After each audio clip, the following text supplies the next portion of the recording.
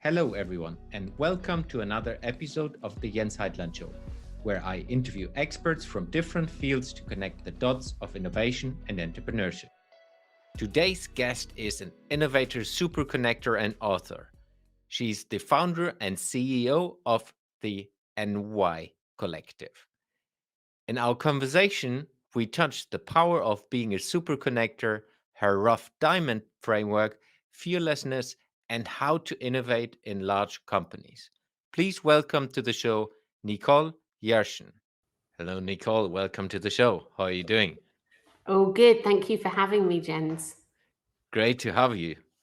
It's going to be exciting because you have a lot of things and a lot of similar connection ideas and innovation background like I have, but as well a wealth of knowledge. I want to learn from you. Let's say Thank you. I'm really looking forward to it. So before we go into innovation and of course your wealth of knowledge, tell us a little bit about yourself. Who are you and how did you get to where you are today? Okay. I'm Nicole Yershon, and I've been around a long time. It's been quite a journey. And I always kind of gravitate towards people who I know have been on similar journeys or, difficulties, mavericks, disruptive personalities, the troublemakers, as Steve Jobs said. But I kind of started my working life in the late 80s in advertising with a company called Gold Green Knees Trot. And a big mentor of mine was Dave Trott, and he's written some amazing books and writes great blogs. So if anyone is out there, go look him up, Dave Trott. He's great. And I was his head of traffic and traffic within an ad agency. So it was kind of like one of the top agencies of its time, means that you chase things up.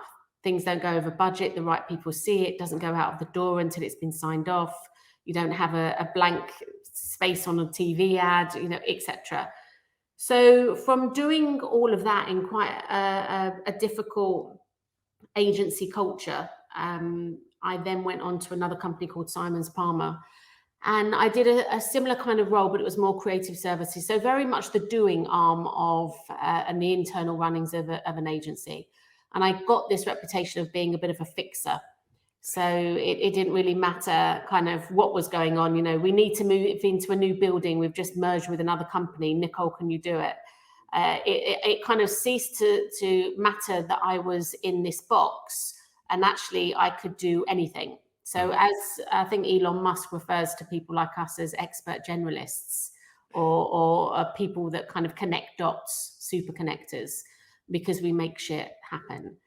So I was 9 years at Simons Palmer, and they allowed me to have my two kids there and go back on a 3-day week, even though I was paid for on a 5-day week. They said I could do more in 3 days than most people could in 5. So that was the start of me pushing the boundaries of what people talk about now. Why do we have to work from home? Or why can't we work from home? Why can't we do things differently? So I've always kind of pushed those boundaries. And then I got a phone call from the chairman of Ogilvy at the time and the CEO, who said, I've got a problem. I mean, that's what I love most, when people phone and say, I've got this problem. And then I'm able to kind of be that conductor of an orchestra to pull in all the relevant things that would answer their problem by kind of pure osmosis of connections, I guess. And he said, I'm at Ogilvy. It's a huge company. I feel like, it's working at the civil service. There's paper everywhere. I have no idea what is happening. Can you come in and just bring us into the 21st century, move us from an analog to a digital world? That's my only brief I have for you. So that was in 2000. And I always had, from that moment on, amazing backing at that level. It's almost like they didn't really understand what it was that I was going to do. And I didn't really understand. I couldn't do a PowerPoint, but it evolved once I was able to audit how they were functioning. So in the early days, it was proper kind of business transformation, workflow systems, finance systems, digital asset management systems, digitizing their archive going back to the 50s, starting to do digital delivery, get rid of tapes, get rid of couriers, have people call me up to say, where's my tape? Me have to say, sorry, I haven't got it for you. You have to go to your post house and pull it down. People screaming at me, you're going to make me miss my air date. So I had all of that to contend with in the very early days. And the IT guys used to call me the thick user, because if I could use it, then anyone could use it. And I took that as a compliment, as a very early stage UX person, because it was just intuitive that if I could use it as the thick user, then I was able to then help the others within the organization understand it and take hold of a new way of working digitally and not resist it. So I kind of cover all of those difficult stories in my book when it comes to implementation. I think that's the easy thing, is to say I've got an idea. The hardest thing is to make it happen. So I am that kind of person. So in doing all of those things, I then kind of worked out, actually, there's all these other things happening while I was doing the implementation of moving them to a digital world. There's gaming and mobile and social and AI and VR and behavior change and big data and 3D printing. And I thought, well, we don't know any of these things. How can I create maybe a hub, like an innovation lab, that understands all of these things that are happening in the world? Who's good at these things? So I developed semesters of learning in probably 2004, and it worked all the way through until I left in 2016. And it was picking 2 topics a year to learn intensely. So my first one was streaming. So we learned as much as possible in 6 months about streaming. And that was, 2004. So when you look at Netflix now, we were really ahead of the curve. And then you learn about it, you then attach it to business, you find a client that has a problem where streaming could fix it, you implement it, you say to the TV department, we're going to do a live stream that's going to go to 22,000 desktops in 19 countries in 5 languages. They say, no, I'm not, I only do TV. I say, not anymore. And we implement it. And we have a viable case study of doing it. So therefore, we've seen who is out there, attach it to business, implement it. And at the end, we have a lab day for 500 people and put all the learnings into one place, and then we move on to the next. So there will always be 2 semesters of learning every year. So you can imagine my black book and the learning that was kind of achieved throughout the 16 years that I was there. And that kind of was my time at Ogilvy. I did lots of other things with diversity inclusion. So I created a scheme called the Rough Diamond Scheme, which is the title of my book, which was to move Ogilvy from always hiring white middle-class Oxford educated and start looking at people with a diversity of thought. So I wasn't at that time just thinking about kind of color of people's skin. I was thinking that they just have different lifestyles, even different thought processes, kind of divergent thinking. So I created the Rough Diamond Scheme, and I remember at the time the CEO said, this isn't what I think the lab should be doing, it's not what I think you should be doing. And I ignored him for 2 years, did it under the radar, and he came to see me and said, oh, I hear you've been doing stuff with Ravensbourne. I've just had lunch with the Dean of Ravensbourne. I said, yeah, we've been doing like this amount of stuff, like tons of work. And we implemented the scheme. And he said, that was a really good idea of mine. So it was good to have his backing, their backing. There were a lot of people that I did get backing from, and there were a lot of people that were naysayers. And it was just trying to navigate those storms to enable growth and change and moving forward. Right now, I left Ogilvy in 2016. Thought I would get another job because I've always been an employee. I've always been an intrapreneur, an entrepreneurial spirit within a very large company. But every interview I went to, and they'd said, oh, we really need you, really need a head of innovation. And I'd start to say what it is they needed. And they would then say, oh, no, we don't want to do that. So I kind of almost found myself unemployable within that space. So I had to kind of create my own business, which is the NYC, which is NY being me, not New York. Just happened to have those great initials. And I set up the NY Collective, and it has been operating for 5 years now. Lots of different projects. I guess the projects are so diverse because I'm able to put my hand to so many different things. Mm. So even though, I know enough to be dangerous about pretty much everything, but I'm very open and honest and transparent in that I don't know how the detail, and that's where I pull in those experts and connect them. So like a conductor of an orchestra, I Yeah, guess. great And background. I had two kids as well. So I'm a mum. They live now home alone because I moved out and left them at the family home. They're 26 and 24 and they're loving life and I really like the way that it was done that way round because kids now can't afford properties. Mm. So that's me. Great story, and especially the ending. Yeah, so it's not that my kids moved out; I moved out. Yeah. Oh my God, I have so many topics we need to talk about, Okay. or we can dive into. But let's have a look. We definitely need to go into the book, but we take that later. Let's Yeah. start with innovation in large organization. Mm. You mentioned the no sayers, and I always talk about it's like the internal immune system is fighting against the innovators in an organization. Yeah. It's like a What are your permafrost. exactly what are your experiences of uh maybe stories of how you have experienced that, and as well how you overcome that? Yeah, that's a really good question because I think I had a lot of learning to do myself in that. So I did have a life coach through some times when I was at Ogilvy, and she was amazing because I would, you know, I.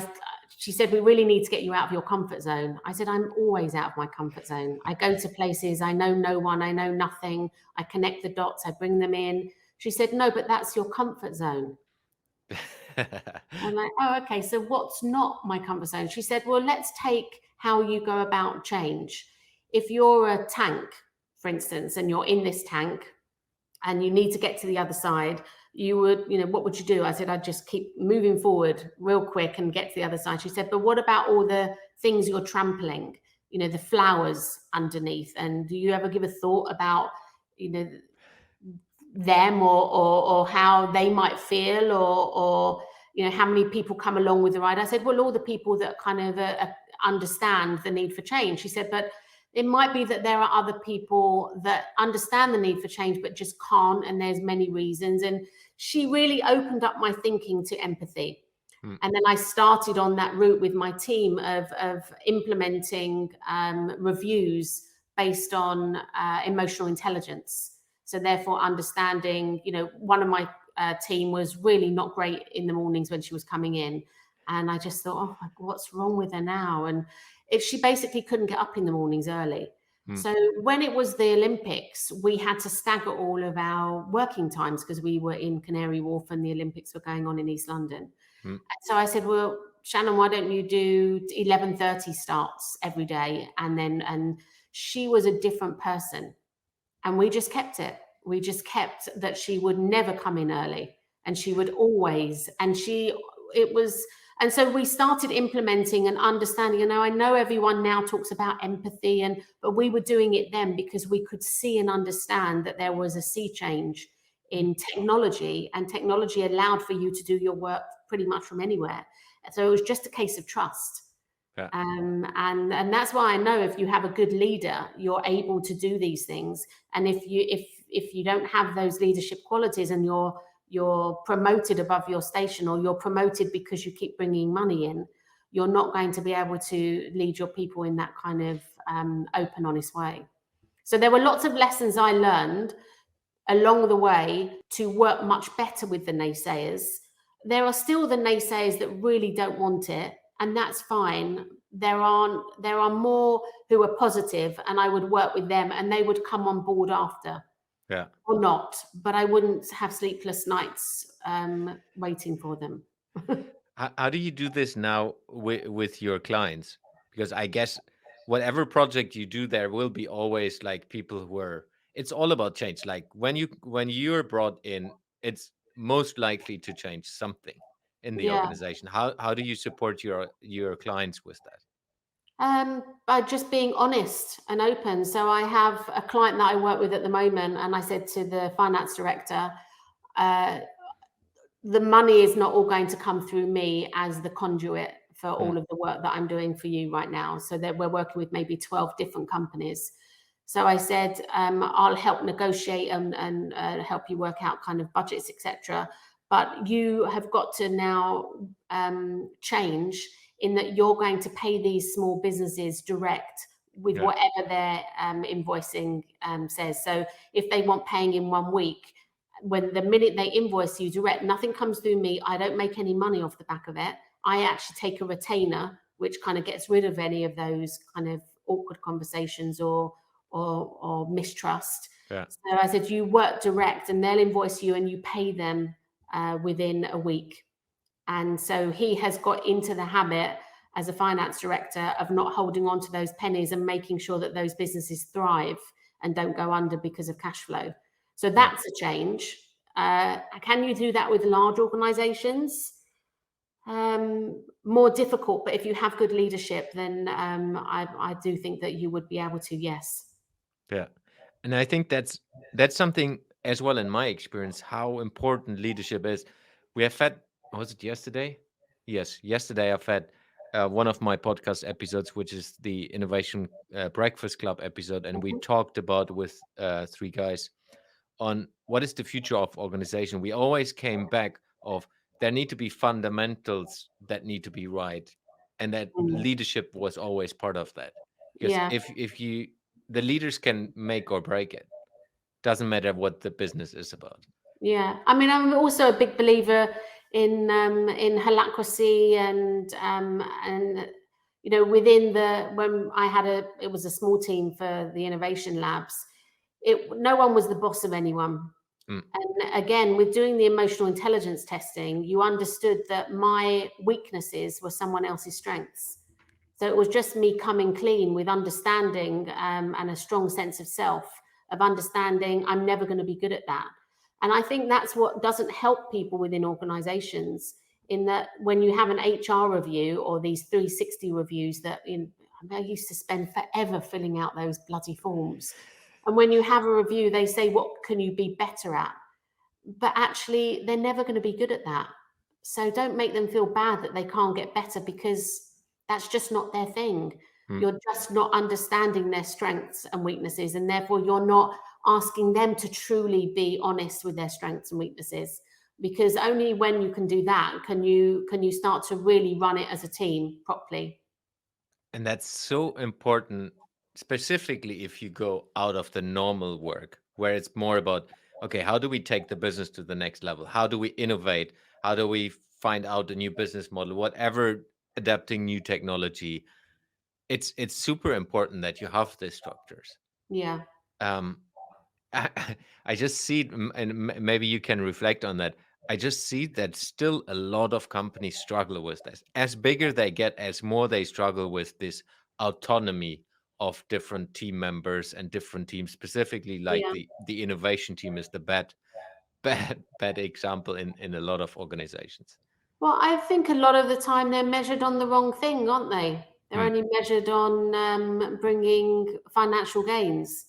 So therefore, if when I was doing the lab, I used to have 6 measures of success, and I used to not just measure on revenue, but reputation, retention of existing staff, recruitment of new diverse talent, relationships, and responsibility, giving back. yeah. So I had lots of different ways to measure that wasn't just make more money and what are your numbers this quarter, which puts a big pressure on people. So do they start out as not empathetic? I don't think they necessarily do. But I think the pressure of making those numbers does something to people. Yeah, someone said yesterday, like, tell me what you measure, and then tell me, and I will tell you how I will behave. Which is Yeah, literally taking exactly that. But you can measure the wrong thing, and the whole business goes into the wrong direction. yeah, exactly. Yeah, love it. So I think leadership is an interesting aspect. I would like to bridge that to your connector uh, capability, if we say it like this, Yeah. because that's maybe something we have in common. It's like Yeah, having a lot of relationships where you can tap into and like connect people and say, hey, maybe you should talk to. yeah. How do you do that, and what is like this essence for you? Well, it's totally altruistic. Hmm. I'm not getting anything back from it. I'm not saying, okay, if I make this connection, then you give me X back. It's just for the love of doing it, because we want to make things happen and affect change and get things done. And the easiest way to do that is connect the right person to the person that's going to solve their problem.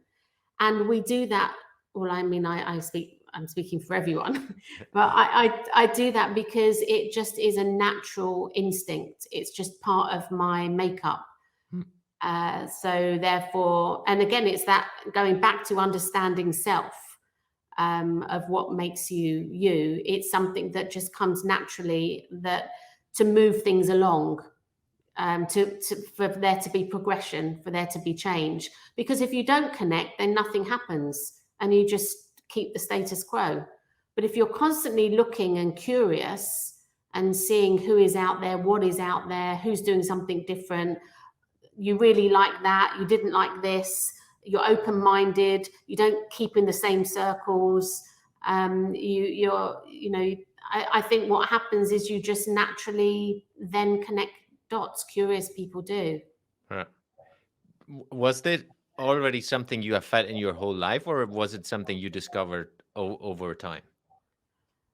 I think I discovered over time, because I was so generous with my time at Ogilvy, especially. Hmm. So at Ogilvy, when I started the semesters and I was seeing 10 to 15 different companies every single week, all of the startups or whoever was coming in to see me, and I'd have this reputation, oh, Nicole at Ogilvy, and I mean, you could be anywhere and anyone would just know me, because I had this reputation of listening to people coming in, Hmm. talking to me and showing me what it is that they were doing. And even if I was very open and honest, and I said whether it was good, bad, indifferent, I gave them really great feedback. It was kind of Dragon's Den before Dragon's Den. But I was able to say, listen, it might be that I've got something next week, or I might see you. I mean, there was one person I met at an event that I went to in Manchester, and I really loved his soundscape that he put on in at this event. So every time you clicked a lanyard with someone, this amazing soundscape went on at this museum of moving image in science and industry in Manchester. So I took this guy's card and I said, I really like it. I'm not really sure how that would be relevant. And then I was doing a semester on mobile phones. Hmm. And one of the creatives came to me and said, oh, I've got this really weird idea for Fanta, which is where you use the getting kids off of street corners with this mosquito sound. And it's a sound only they can hear and adults can't. If we were to do that with Fanta and then build a mobile app, and that they could speak to each other, create a language that only they could hear and adults couldn't. So it started to be this very subversive thing. So I said, oh, I know exactly the right person to speak to. And I got in touch with him and he said, oh, no, I don't want to work with agencies. I won't say what he said about agency people. See, I didn't have that reputation. So Hmm. he said, but I will work with you. I said, I promise that I will make this painless, and we all want the same thing. And we've never done it before, and we don't know whether it's going to work. And it's truly innovative idea. And we all worked together, a very small team, and we did it for Fanta. They ended up putting the website on all of the Fanta cans.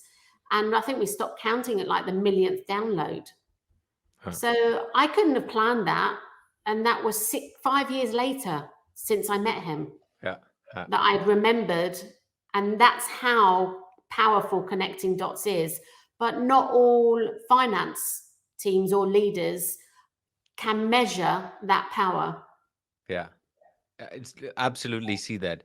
So I feel it, there's a lot about the personal interaction. So yes, there might be a business interaction, but in the end, it's at least for me that's the case. It's like Yeah.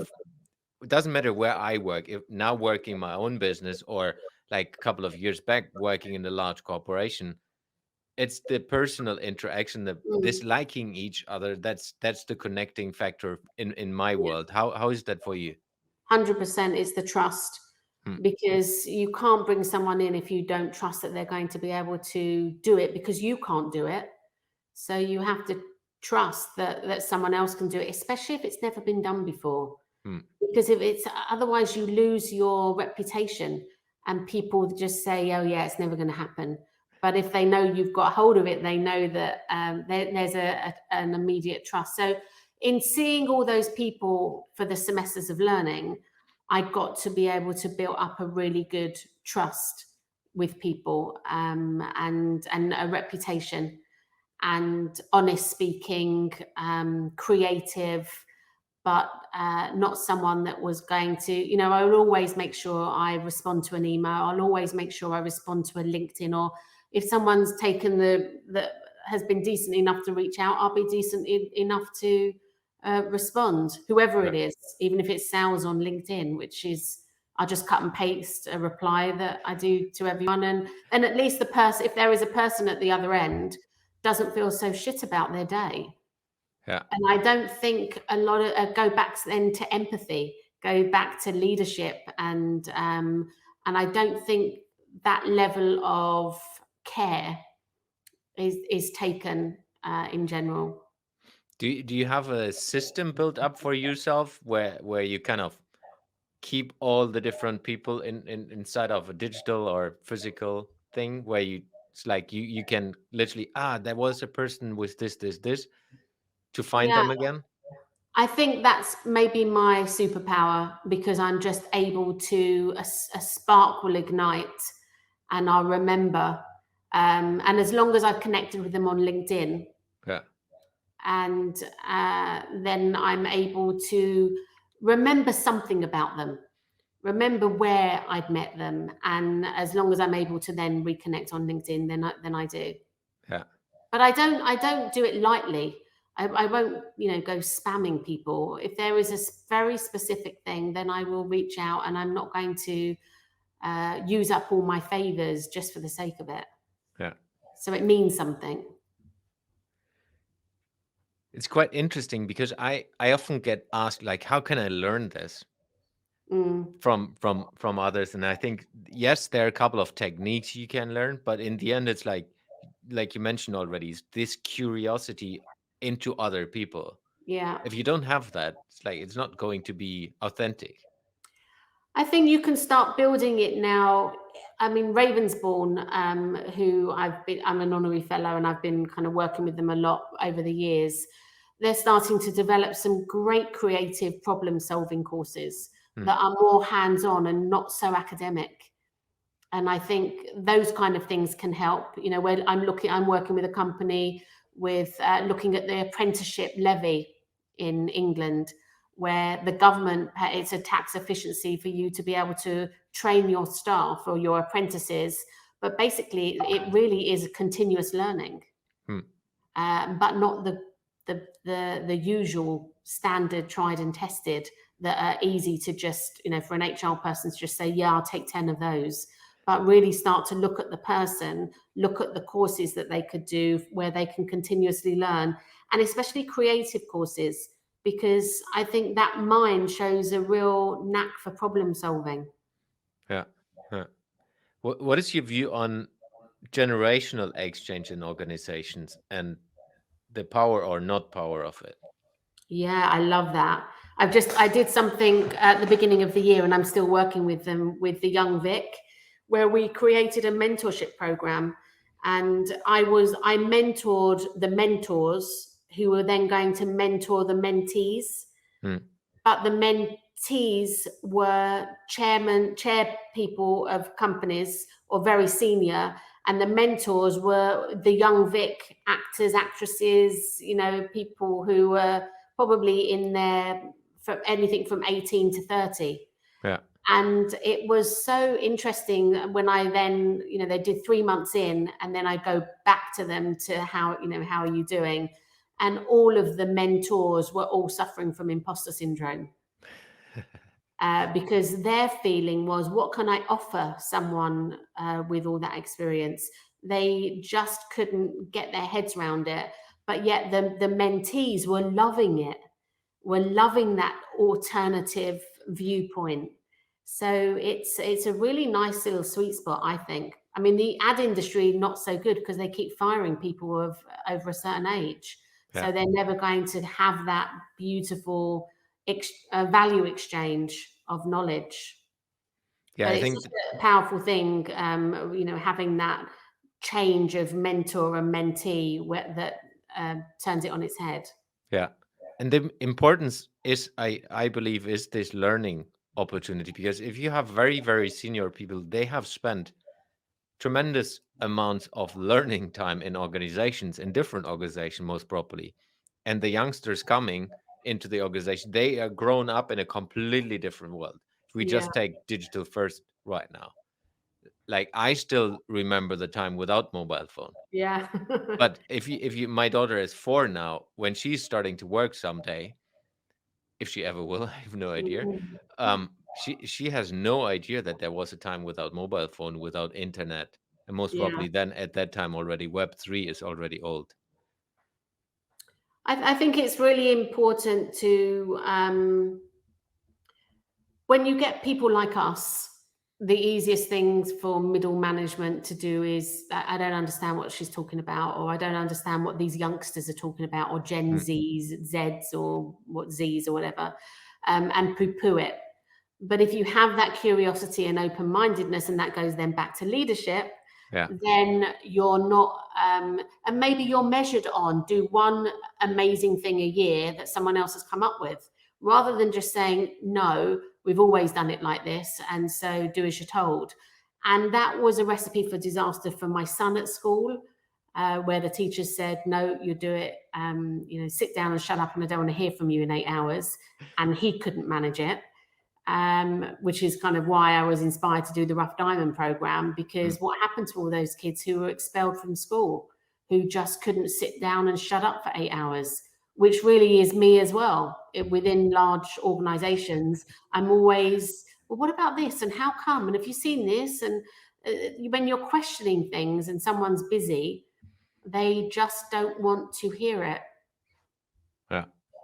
Let's go into the rough diamond. So be, before we go into the book, explain a little bit of how did you came to exploring the rough diamond? How do you call it? Concept, Yeah. framework, Yeah. and then how and why did you put it into a book? Well, it came about because I was looking at new within Ogilvy at the time. And because they were always hiring the same people, they all thought the same. And there Mm, was one answer, and it was at the end of the book, and everyone knew that answer. And I wanted, I'm talking about 3D printing, or I don't know, stuff that's never been done. I just needed that kind of diversity of thought. And I felt, because of the issues I was having with my son at school, it just made me think, those are the kind of people I want. I want people like my son who are a pain in the ass. I want that level of thinking. yeah. That's going to be really good for us moving forward, especially in the lab. So I partnered with a company called Ideas Foundation, who work with schools in Hackney, Tower Hamlets and Greenwich, and said, can you send us all the kids about to be expelled? And we'd take maybe 5 or 6 of them 5 times a year. And one of my team was had a real love of wanting to do this. And so we would then, send a note round saying the kids are in, and they would have access to, I don't know, 2,000 people and all these different accounts that were being worked on, and had access to seeing a space they didn't even know existed, because usually it's nepotism that Mm, works. Someone's son or daughter or aunt or uncle, or these kids never get, their uncle maybe is working at Tesco's or something. So it was getting their eyes opened. It was then having them see, why don't you keep with tertiary education and go, when you're 16, go to Ravensbourne or school communication arts. So that was my next level of it. And when you finished your second year, come back to us and we'll interview you to be part of the Rough Diamond program. mm, So we'd interview maybe 60 or 70 of them and handpick about 5 of them. They'd do 10 weeks in the summer. We'd pay them London living wage, because I didn't want them to say, I can't afford to come into town, and I've got, because it's so expensive. mm, And so we had to think about that. We also then said, in the September, when you go back for your last year, you have to teach the teachers, because I was fed up with the teachers saying what industry wanted, and they hadn't worked in industry for 30 years. So that was the deal. They came back to us again at Christmas for 2 weeks, at Easter for 2 weeks, and then we'd look to employ them in weird and wonderful positions. So I'd go up against HR and say, you know, I want to hire one of my rough diamonds to be a creative lab technologist. They said, well, we don't have that down on our list. You know, well, what is it? I said, I don't know. I'm just going to make up the job spec now. Because it's only just happened that we've now got an innovation lab and there's all this tech and no one knows how to use it or explain it. And it just so happens that one of our first rough diamonds, who is now working in innovation at Diageo, and he was the one that was kind of like an Apple genius, and he was able to speak to people to say, well, this is what AR is, and this is how it works, and this is how you could use it. And so it was just literally just going up against authority all the time to create this framework. And it really annoys me now when people say we need a head of diversity and inclusion. I say, no, you don't actually.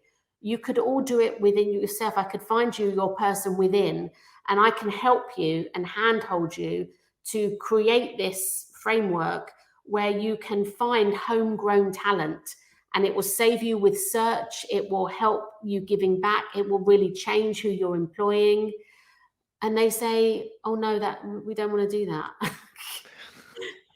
So it's an issue, isn't it, at times? But there are those certain people who say, yes, I do want to do that, and help me. Yeah. So But I think that's how that came about. that's maybe something we have learned in the pandemic as well.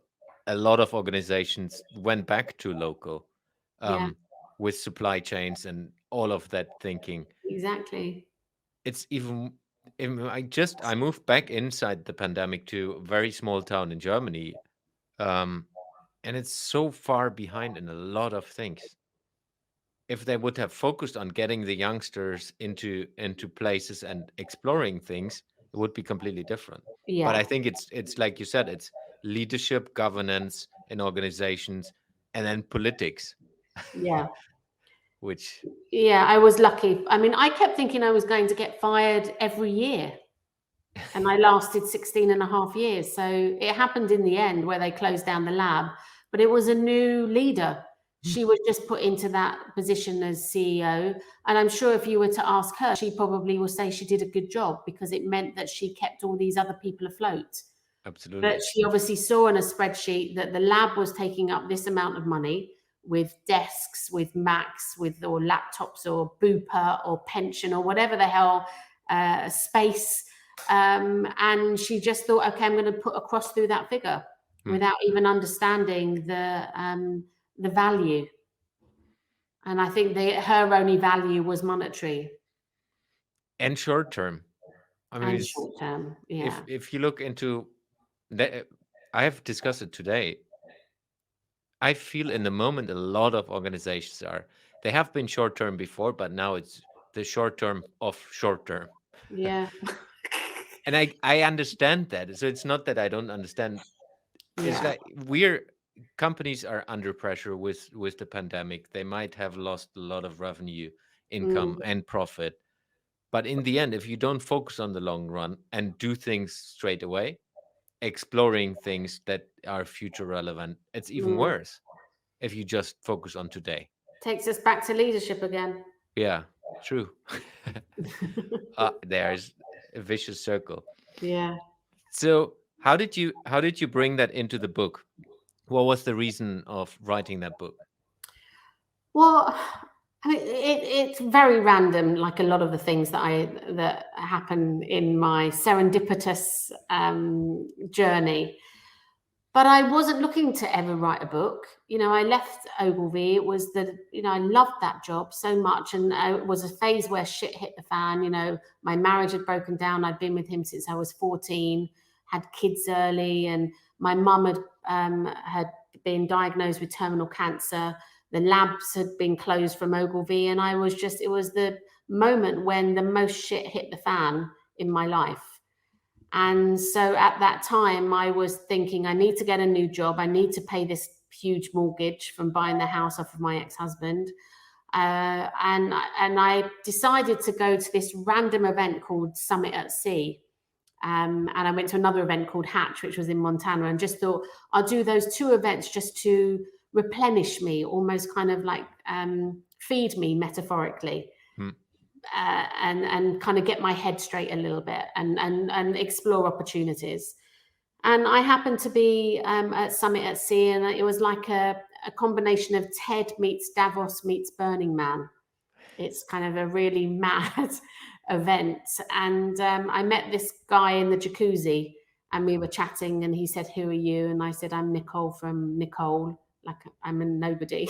I don't have a job." And he went, "Oh my God, you got some great stories. You really should write them down. You know, you'll be great for women, and you'll be great you're a woman in tech. You push the boundaries. They say no, you do it anyway. I think you really should, write that down, write your story down and experiences." And I said, "Oh no, I'm not a writer." He said, "No, seriously, I'm a publisher and I think you should do it." So I came away from there and I said, "Do you know what? I'm going to write a book." And then my mum passed away. And I said to the publisher, who was based in California, "It's not going to happen. I'm really sorry, but I don't know where I am right now." He said, "But your mum knew you were going to write a book." So then I thought, "Oh my God, I'm going to have to do this book."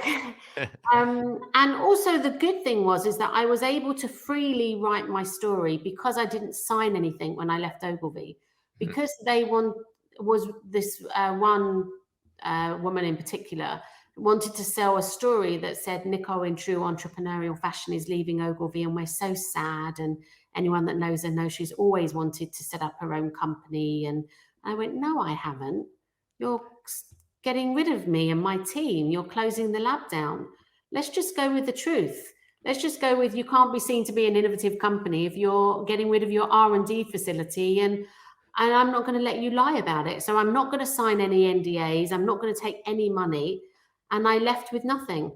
Yeah. And that then was even more of an impetus to think, "Do you know what? I can write my story. I don't have legal obligations that I can or can't say this or can or can't say that." So I just, once I knew I was going to do it, and I kind of got into this, into a really good mindset. And because I'm a doer, it was 7 days a week. My time for writing was kind of 4 p.m. till 8 p.m.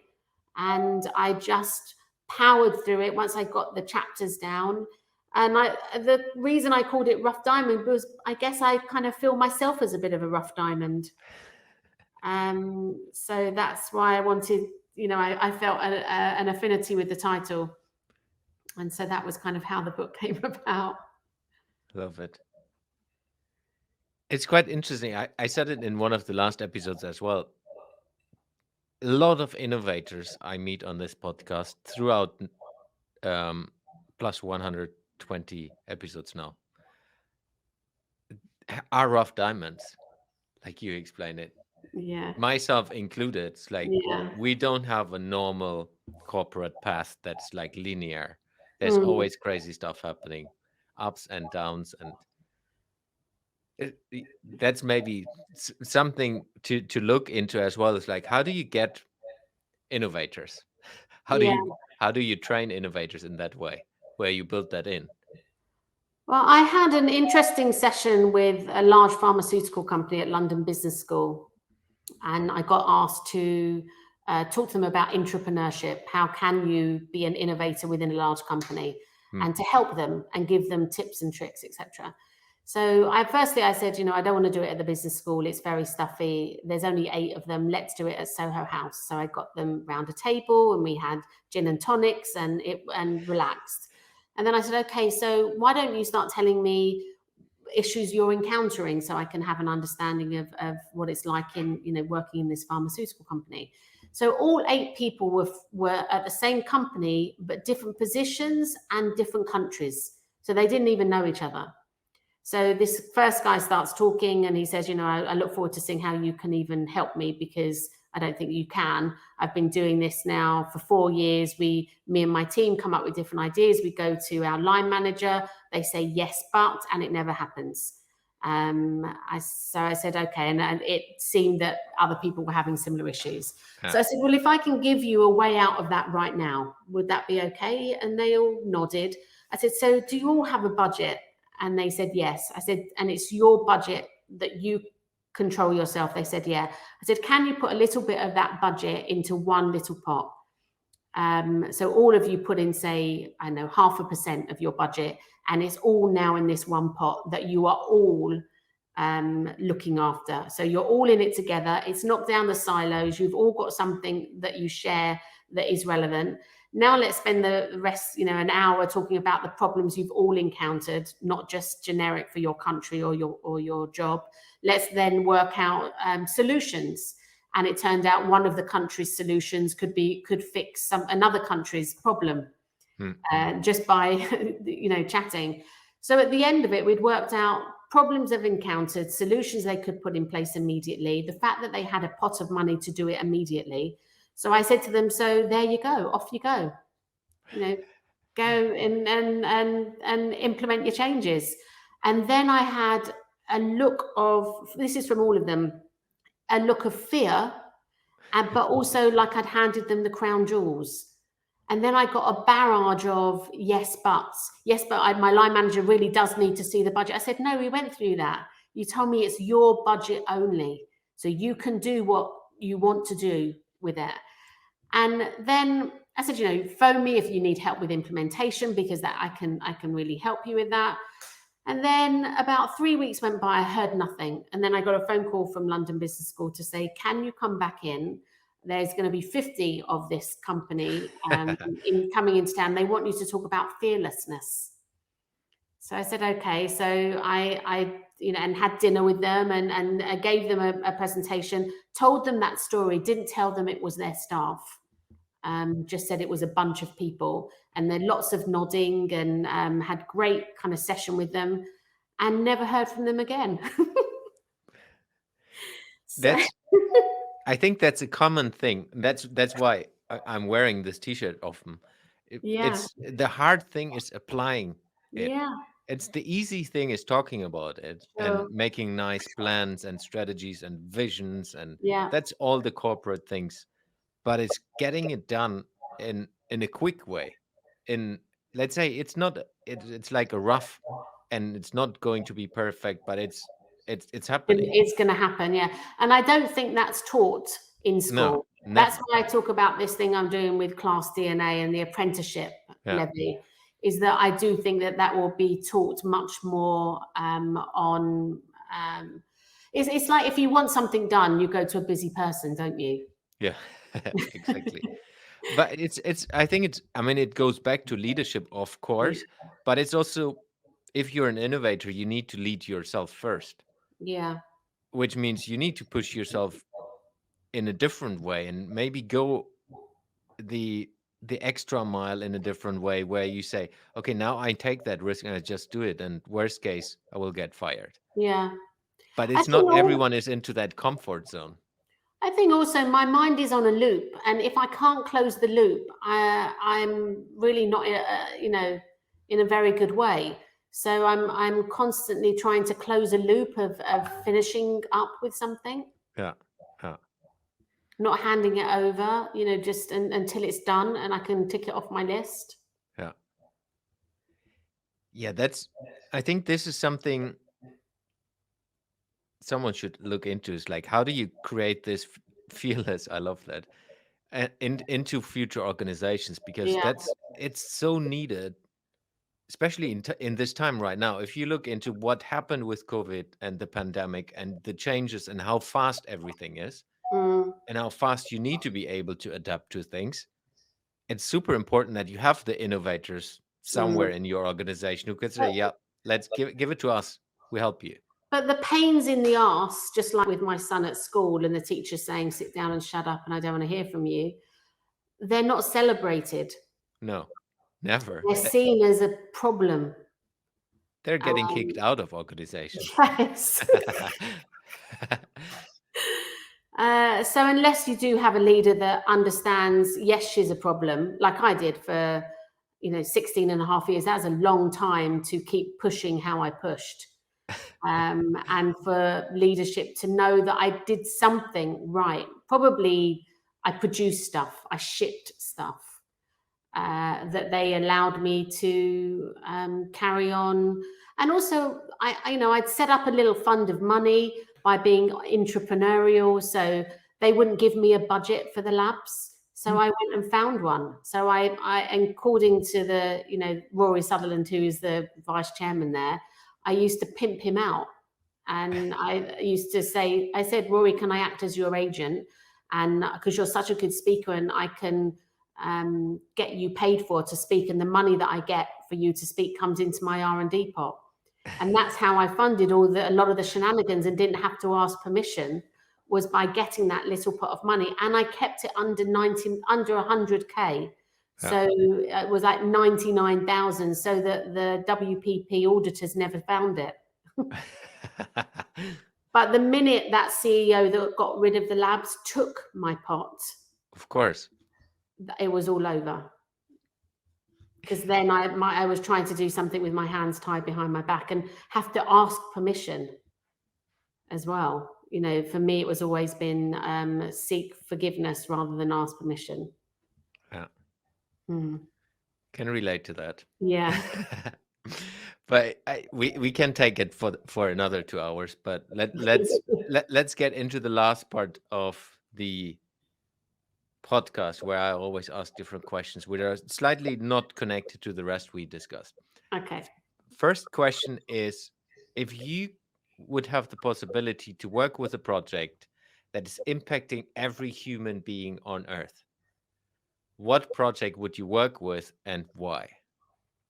It will always be education, because I think that you can work with youngsters if you start off in the very early days and allow them to question why you're doing something rather than I told you so, or this is how it is, or this is the right answer. So I think that's why I've always had such a, any charity work, anything that I do for free has always been around education and educating the youngsters. Where will you be in 1 year from now? And you can answer that personal or business wise. Well, I'm enjoying this little lull of not traveling as much, not being, chasing my tail as much. I take each day as it comes, and I don't have any kind of great plans. The COVID made me stop and look at quite a few things. And one, my dad kept going mad at me for getting my house in order, and pensions and insurance and all the things that I'd stopped doing once when I left a large corporate. I kind of just didn't really put much thought to it.